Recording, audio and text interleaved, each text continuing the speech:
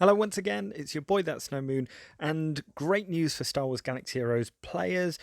Some new information on Conquest has just come out as well, and we're having a look at a few little teaser details of the new game mode that's going to be coming to the game.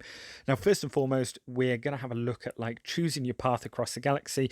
We can see that there's a couple of different things that we can choose there. This instantly reminds me of if you've ever played a game called FTL or Faster Than Light. This was amazing, but it's not going to be like that. It is basically choosing your way through. And obviously you've got multiple battles and multiple ways that you can go. So for example, what it looks like, and this is all absolute speculation, there are no current details, but I would imagine, like, let's say here we're choosing south, we're going to take on a Sith and an Empire team, or north might be possibly a light side or a different variation of that team. As I said, this is all speculation, and we could see there as well that we need certain tickets, or there is an entry fee into each and every one of these as well. Not quite sure how they're going to work yet, or buying refreshes. Now, it looks there as well. So on that first one, it looks very, very similar to Galactic Challenges. A, because of the reward boxes, and B, because of, by the looks of it, you may have different feats to complete to get like 10 out of 10. Or it may even be that you need 5 allies alive at the end of that stage, and you lose 2 tickets for losing a character, let's say, but we don't know yet. That's kind of the beauty of it. In terms of that, the more we do, the more we're gonna win. And these are pretty cool. The data discs are pretty cool, and also trading as well. So we saw there as well, right at the bottom. You may have missed it, so I will just go back. It doesn't just limit it to those two. We can see that at least we can have access to. Let's just pop it up there. So there looks like different things that we can get. So like Mark III Carbontes, and right at the bottom there, Mark III stun cuffs as well. So hopefully this is going to help ease the gear crunch with a lot of players as well. As we go through here, we're going to build up and ultimately working towards that big crate at the end. And at the end, we're going to be battling bosses and things like that, earning rewards. So sounds fairly similar to Galactic Challenges as well. And oh, what's that? Is that a Razor Crest I see flying through? It is. Whether that's teasing that that's gonna be a an actual like reward, we don't know yet. So, in terms of the actual post on the forums that CG Crumb made, we've got. So, when is it dropping? It's going to start. So, these are going to be exhibitions and events, and they start on March the 1st. So, it's around about a week's time from when this video comes out as well. We get another look at what the Conquest exhibition sort of actually looks like as well. And you can see there that there's a Conquest store and an inventory as well. These will all, I'm sure, be cleared up a little bit closer to the time.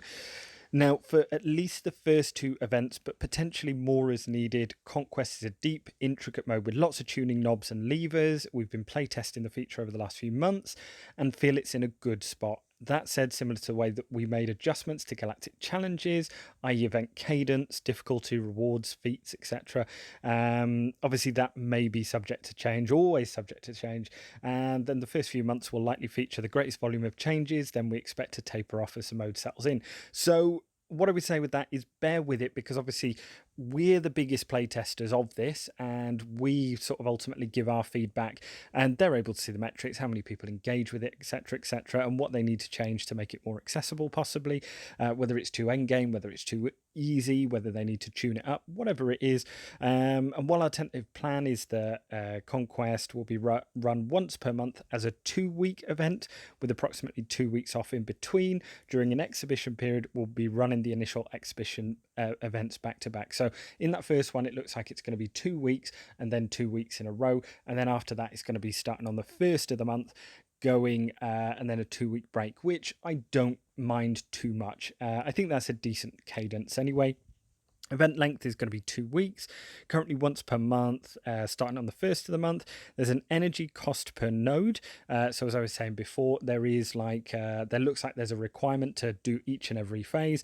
And I'm sure you will be able to buy, either with crystals or whatever it is, more energy to attempt more times and things like that. stamina refresh rates, that's how quickly you get that energy back, difficulty tuning, and rewards as well, both the immediate milestone and the end of event crate content. So at the end of the 2 weeks, I assume.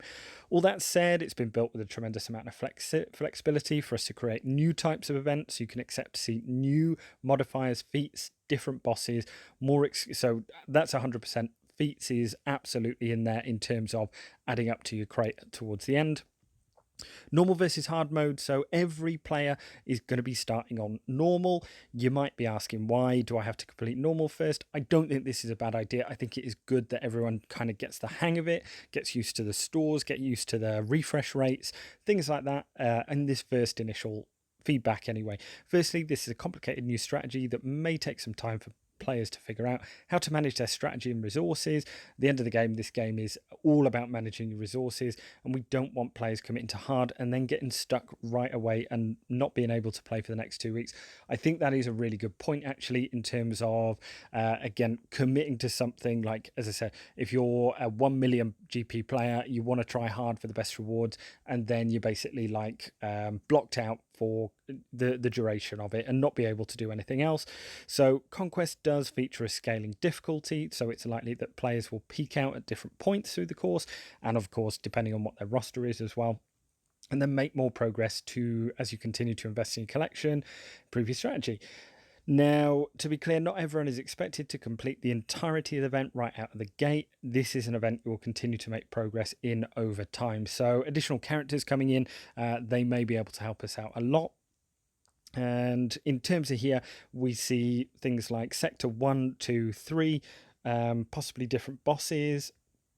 We've got event feats there as well. One of the considerations we had to decide was how much information to expose before committing to a difficulty level. I think that's quite important, especially for those at the cusp. Again, if you're probably anywhere like 5-6 million GP plus, you'll probably be all right on hard. Anywhere underneath like 3 or 4, it might get a little bit ropey, and you might end up actually getting better rewards from the normal than you would the hard as well.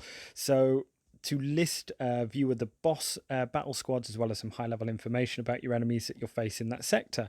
So for here, for example, Sector 1, it shows us that Gear 12 with a plus 0 to 20% stat bonuses, and then stat bonuses increase further down the sector. So the ones right at the end will have plus 20% stat bonuses, and the ones at the start will have 0 or 5% or whatever it is. While this data is subject to change prior to release, here's how we're currently tuning the different difficulty levels, gear, and relics that take into account data discs.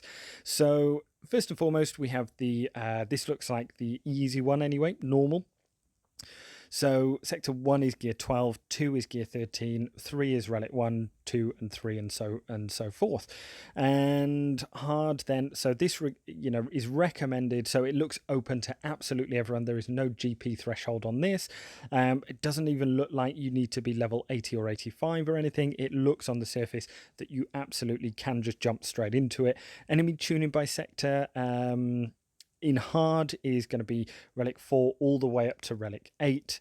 So that'll give us some insight on what characters are any good at Relic 8. That sounds insane, but it will give the endgame players something to strive for as well. And I actually think, though, even though the initial rage, it is again PvE content. And look how light side territory battles turned out. A lot of people really enjoy this now, and the strategy behind it as well. So just because it looks hard doesn't mean that it's necessarily going to be a write-off to start with. Data discs and consumables. So this is actually probably one of the most interesting things about this. Now, this gives us all different, so we can see one there massively overpowered, debuff dismantler, etc. And this one all gives us different modifiers. Now, it looks like you can hold 12 of these at a time. Or in terms of this, it shows equipped data discs. So it shows us that we can equip up to 12 possibly. Now, one of the part of the conquest that's received a lot of interest is new data discs. They can provide a different bonuses throughout the event. These data discs can be equipped depending on which ones you want to use on your squad, or swapped out for a small amount of currency. That'll be interesting, whether it's in-game currency or credits or whatever. We don't quite know yet, or I don't know yet. There isn't a full list of these as well. Once equipped, data discs will be active for all future battles and are not used up. So that's important as well. So if you get a good one, again, it's going to be worth keeping. There is a data capacity limit that limits the number of data discs you can have active at any one time. The diamond icon at the bottom of each data disc represents the number of capacity it will take up.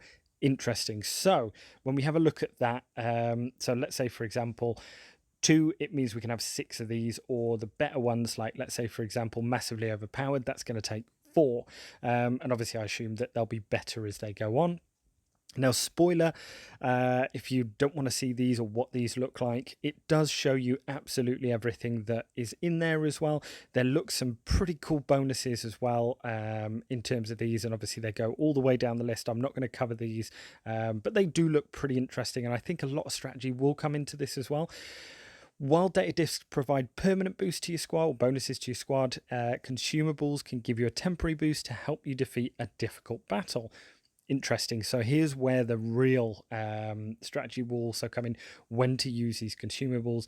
There are 3 types: boosters, med packs, and techs. One of each can be activated at a time and typically last for 2 to 4 battles.